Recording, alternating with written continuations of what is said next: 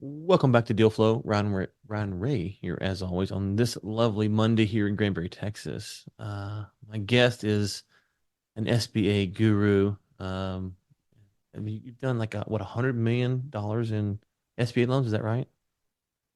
Yeah, yep. Um, Sourced, vetted, closed, 100 million SBA loans. Wow. Well, maybe give us a quick introduction, who you are, what you do in the SBA space, who you work for, and then let's hop into it. Yeah, absolutely. Thanks for having me here, Ryan. My name is Zach Schmidt. I've been in commercial lending for a decade now, in one facet or another. I started off, spent 5 years in underwriting. Decided after a few years into that sitting in a basement where it was always 72 and fluorescent just wasn't going to be my shtick for my full career. So about 5 years ago, I made the transition into a lending role and primarily focused on SBA loans. Currently work for G Bank, community bank headquartered in Las Vegas. We've got a national SBA presence. Do a lot in the hotel hospitality sector, but my area is more agnostic, searching outside of the hotel hospitality space. Um, I'm up in sunny Minnesota, and just kicking it, trying to stay warm. Okay. So from the SBA standpoint, there's two major programs people talk about, the 7A, the 504. Are you working on both? Do you specialize in something other than that? Where do you come in on what's the main type of loan you're processing? Yeah, processing 7A loans. Okay. Past position, I did 504 loans as well now, but now just focused on 7A and some USDA loans here and there where it makes sense. Yeah. Okay. Nice. And so it's interesting because we got into the SBA space on accident, to be honest with you. We do, off-market searches for deal flow, and we had people go, "Well, can you help me get financing?" It's like, "Well, yeah, I guess." So we kind of stumbled into it, and then you kind of realize it's a weird world spot that we're in, kind of that loan broker, not with a bank, not a direct lender, packaging maybe is how you want to refer to it. Um, because when you think of people that you know that are mortgage brokers, they have like a license and all this stuff. And so it's kind of the wild west on the commercial style side, which you wouldn't think of. You would think that'd be more of the residential side, but it seems to be a little bit more. I don't know. Maybe there is something like this in the commercial side of things, but it just seems to be more of a, I don't know, entrepreneur's playground on the commercial side of things. Yeah, I mean, I think you kind of hit the nail on the head there. It's a large reason why I love playing in the sandbox is because there is a lot of creativity that you can bring in and pull in, whether you're in the packaging side or you're in the lender's role.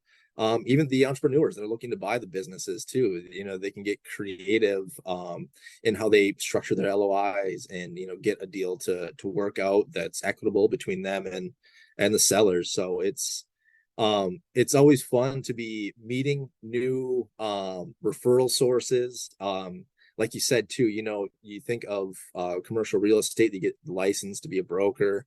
But man, I've got referral sources that are past clients of mine that they just have a big presence in certain communities, and I've got referral, situations worked out with them too, where they get some kickback, and it works out. Okay, so let's unpack $100 million in SBA loans. For the 7A, the top end is 5 million. So you've done a lot of transactions, and obviously they're not all 5 million transactions. So you've done a ton of transactions. Let's talk about some trends that you've seen on the negative side, things that you see most common that stops deals from happening. What are some of those things? Yeah, great question.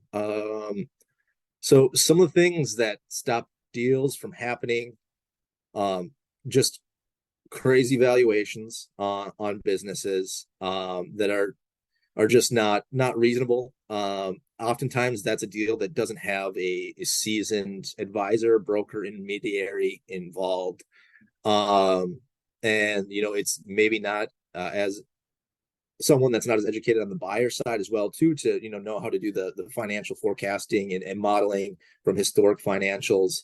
So that can really throw a curveball off because the seller's got sentimental feelings attached to the business and sale, and They think that it should be valued at the top of the market, but from a financing perspective, profitability, as you and many of your listeners know, you know, you don't want to pay, $1 million for something that you're going to lose money on. It needs to make sense in cash flow.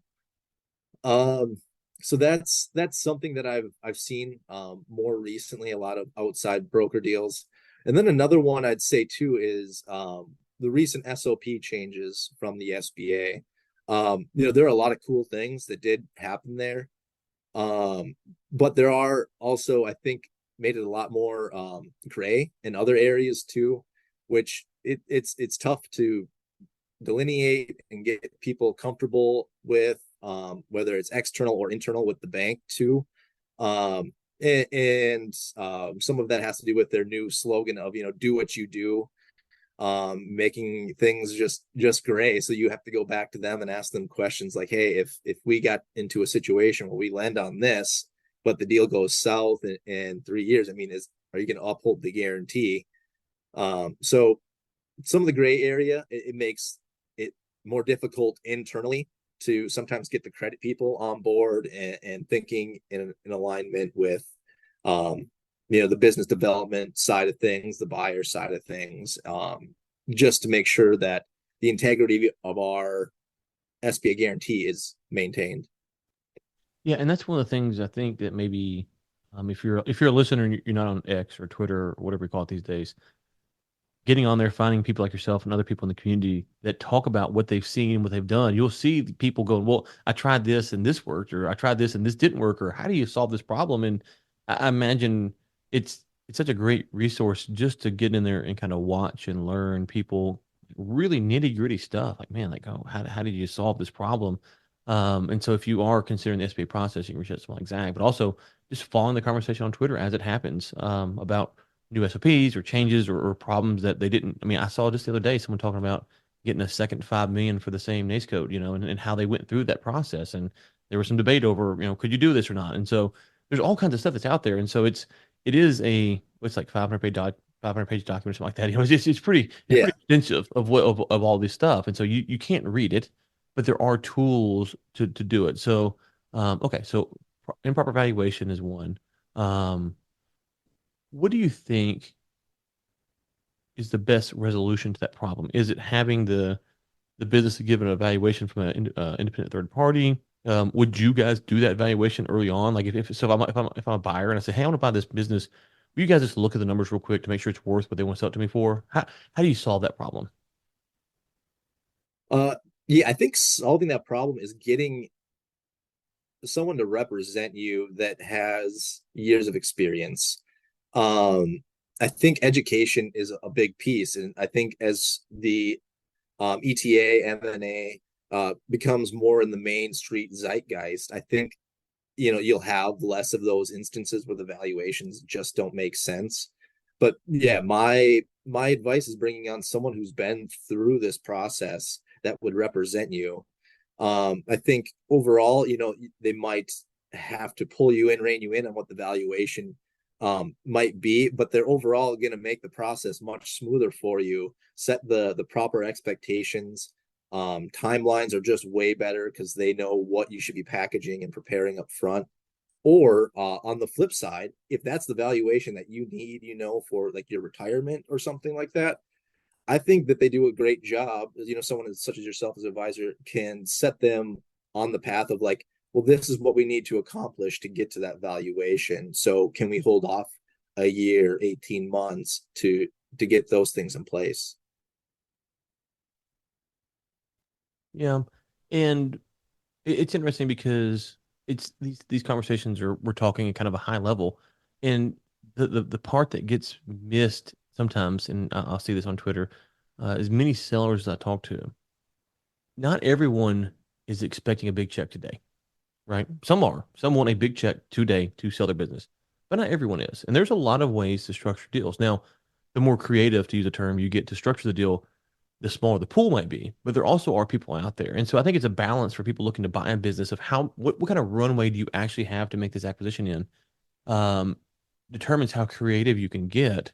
But if you have a lot of runway, you don't have to force an acquisition today because you want to get the terms that you want, and those people are out there. However, though, if you really need to get the deal done because of your capital situation the next 6 to 12 months, you probably got to get levered up pretty tight, right?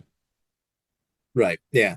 No, that's a great point. Yeah, the earlier on in this process, I mean, if you know that you've got a, you're starting with a 5 year plan, that's really how you're maximize that valuation, your experience in the process.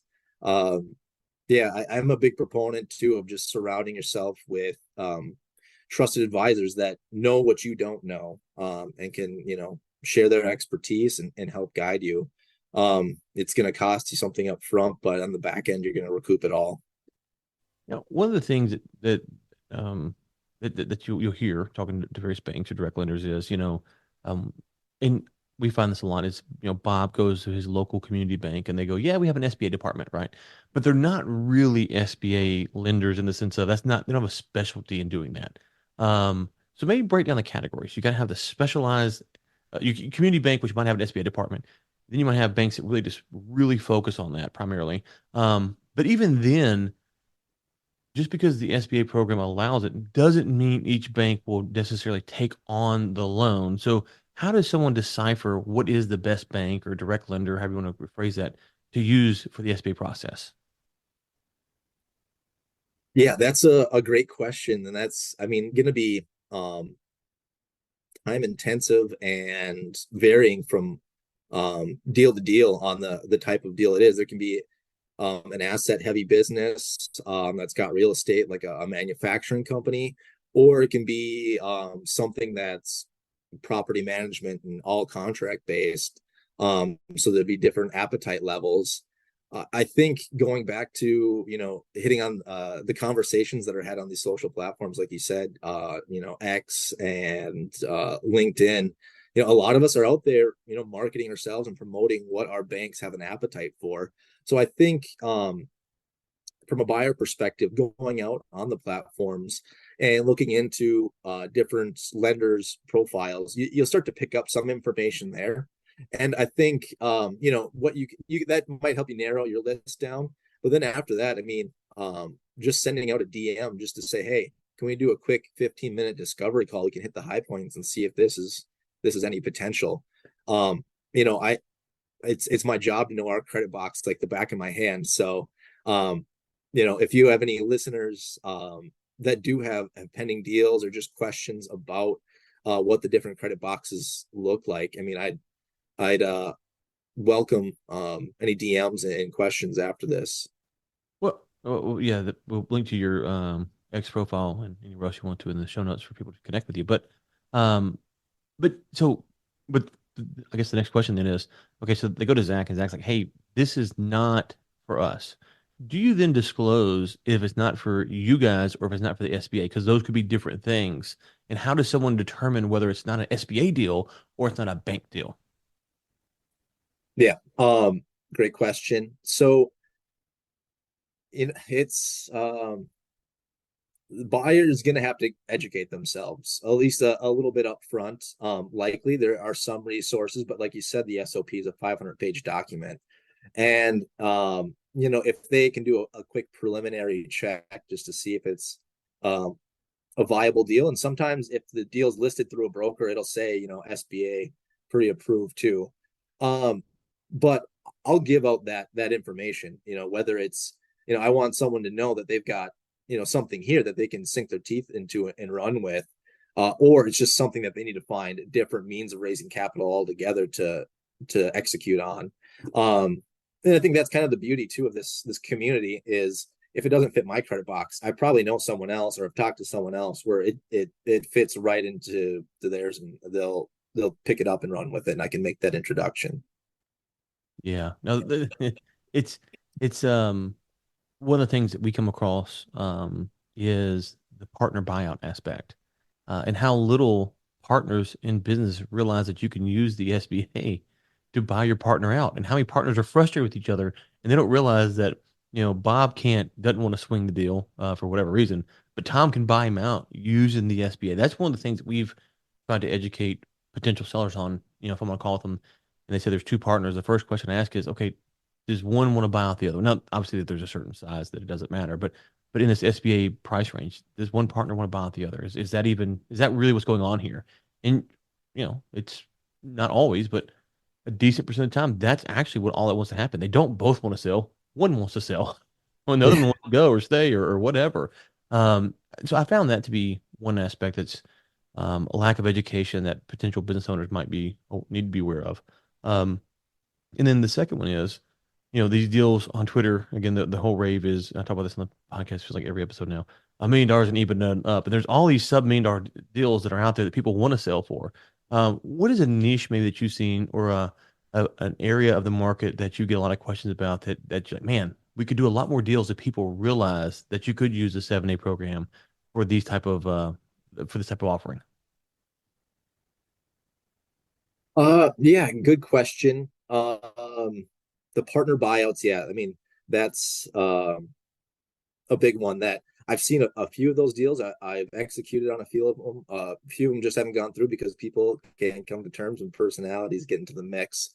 I think another one is real estate, where it's leased facility. It's a dentist office, and they're leasing, and now they've gotten to the point where they want to purchase it. The SBA can do just real estate transactions with 10% down payment. So I don't think a lot of people think of that as a means to move forward and acquire that asset. I think another would be expansion loans, or bolt-on businesses. So if you are, I guess something that I'm looking at and on a couple deals, or actively working in like the assisted living space. I've got a few deals right now where they're looking to acquire their second location that's within, an hour's drive. So we can classify it as an expansion deal, to where they actually don't need any cash into the deal, and we can use the existing equity on their balance sheet, listing their first entity as a co-borrower. So it's just a great opportunity to expand existing operations. Okay, you touched on there, I think, or a minute ago. Who is liable to pay off this 7A loan? So can you repeat Yeah, that, please? who's on the hook to pay the loan off? Who like the personal guarantee aspect is what I'm getting at. Oh, yeah. I mean, first and foremost, the business is on the hook to pay the loan off, but yeah, anyone that's involved in the business with a 20% or greater stake has to sign a personal guarantee. So if operations, do become insolvent, then we do have to lean on that guarantor to come up with a repayment plan. We have to look at liquidating uh, business collateral, potentially personal collateral that was pledged. So the onus really does fall upon that owner operator generally, and then if there are any other investors that are in at a 20% ownership. Yeah. Okay. So people hear that and they go, "Oh man, personal guarantee, like house, boat, place in the Grand Caymans." You know, how often does that stop deals, and how should someone evaluate hearing that go, "Oh," because we talk 7A and man, go buy a business. It's like there is a risk here, and it's not just the business going under. It's this is probably one of the greater risks. If you set your LLC or your corporation up properly, you got your protections in, then there's protections from the as long as you don't commit fraud. There's protections on the business legal structure on how to protect yourself there. But this is outside of that, right? This is a separate potential risk. So how do you advise someone on whether or not they should take this? I mean, is that something that you guys get into, like, or maybe what's the personality of someone that should take this? Because you could buy a bill, you could buy a small SBA, get a small SBA deal, but you get one up to $5 million. That's a lot of money that you're on the hook for.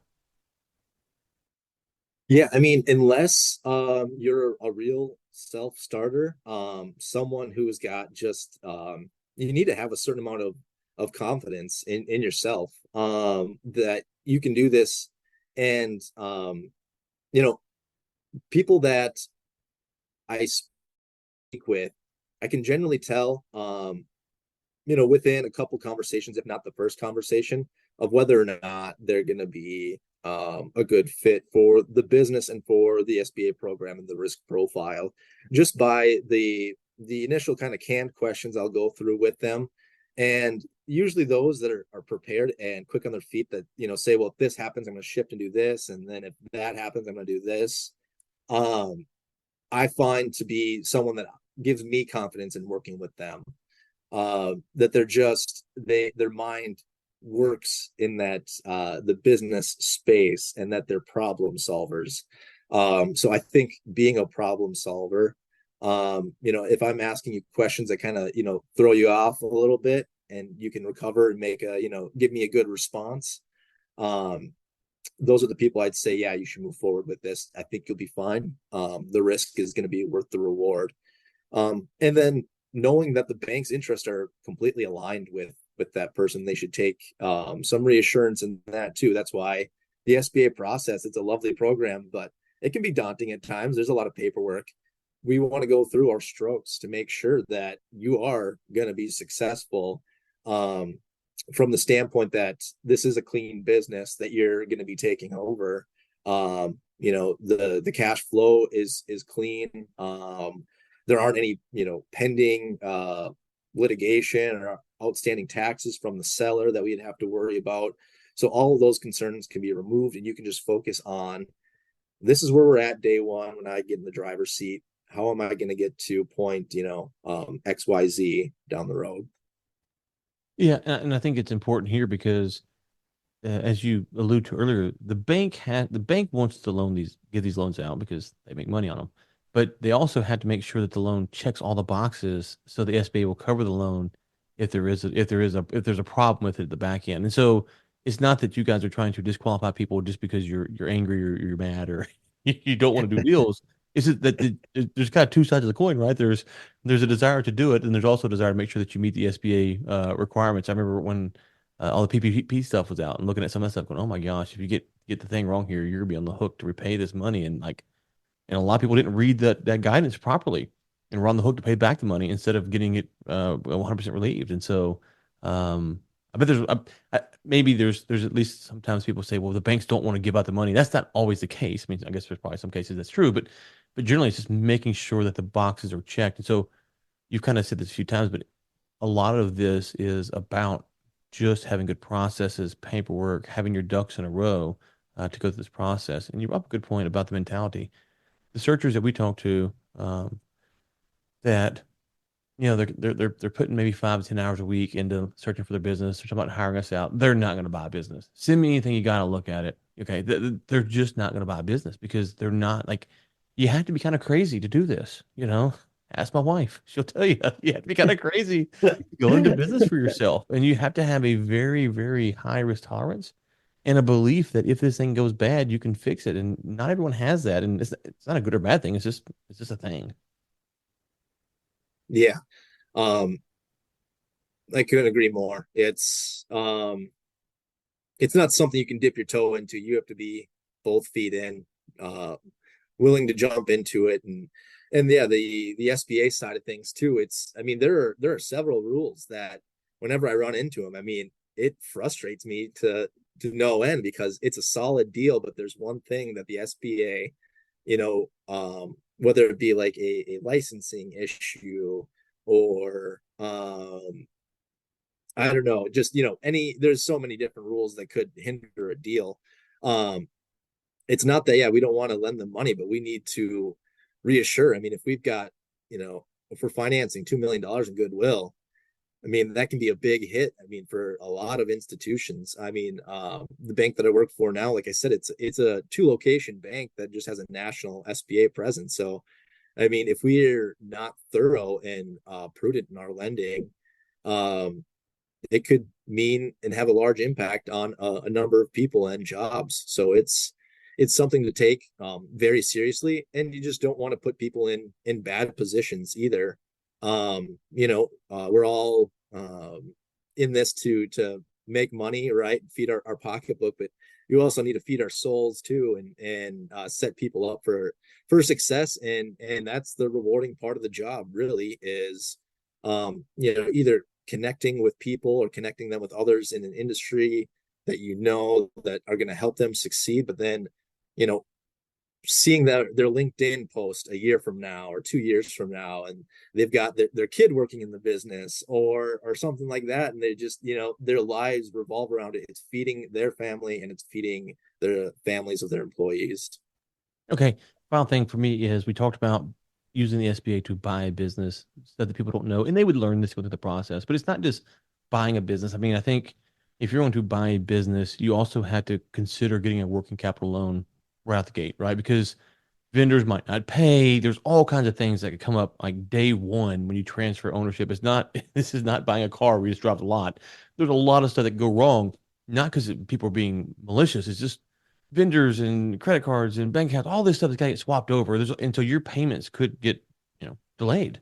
Um, how do you advise people on taking out an additional working capital loan when they buy a business? Always, sometimes, depends. I mean, obviously they got a bunch of cash is one thing, but if you're the average buyer, do you advise them to normally take out a working capital loan as well? Yeah, that's a great point, and it's always discussed on every single deal. I would say I always recommend it. Life is gonna life, and things are gonna come up. Whether it's, yeah, a delayed payment. I work a lot in like the assisted living space, as I mentioned. And some of those are private pay, but some are government pay, insurance pay, and that can delay things. And sometimes a transitionary period even extends that further than the 30, 45 days to 60, 75 days. And the last thing that you want to worry about in the first 90 days of taking over a new business is, oh man, am I going to make payroll at the end of 60 days? That you're going to lose a lot of sleep if you enter into business that way. And you really want to spend that time with the seller, going through that transitionary period and learning as much as possible. There's going to be stress no matter what, but if you can help subdue as much stress as possible, finding that appropriate, adequate working capital amount is definitely going to help ease your mind as you go into business ownership. Okay, Zach, where can we point people to online to connect with you if they have questions, want to do a deal, whatever it might be? Yeah, yeah. Reach out to me through X, my X name, Zach Positions, or LinkedIn, Zach Schmidt.